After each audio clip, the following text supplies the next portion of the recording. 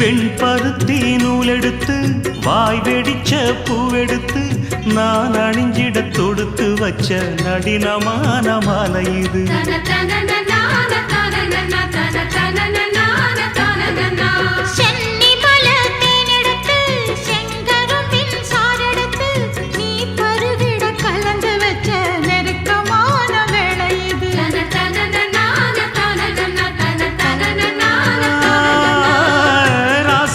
உடம்பிருக்கும் ரவிக்க துணி நானாக அன்னாடம் சூடி கொள்ள ஆசை வச்சாகாதா.